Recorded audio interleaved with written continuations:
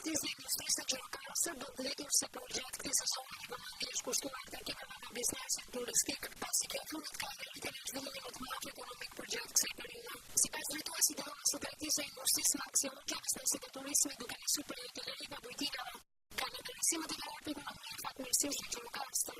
Kjo fund është në rritje pasi këto biznese presin në shkakun zbatimin e ligjit të turizmit, i cili deri nuk është efikas.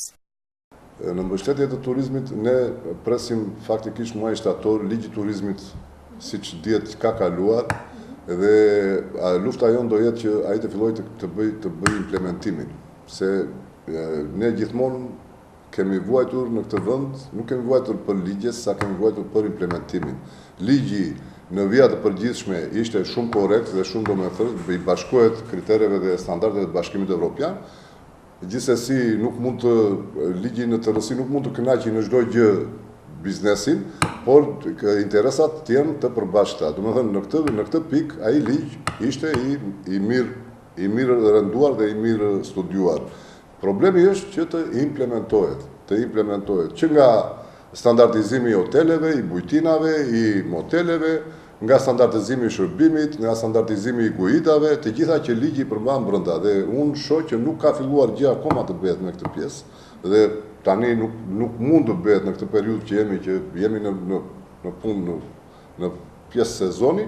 Shpresojmë që nga shtatori të ditë që fillon dhe puna normalisht, dhe sikur të mos ketë mendje njëri, ne do ta kërkojmë.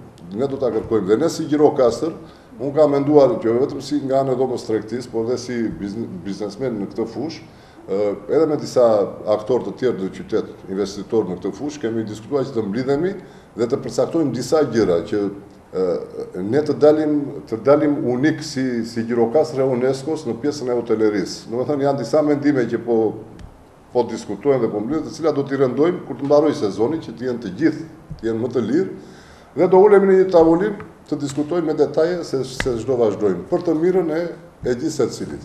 Dhe në fund përfiton qyteti, përfiton biznesi, edhe të gjithë bashkë. Gjatë viteve të fundit në qytetin e Gjirokastrës janë të shumtë individët të cilët pëlqejnë biznesin e tyre, kryesisht në pjesën muzeale. Në administrativat me gradë fundit kanë zgjerë problematika me të cilat përballen sot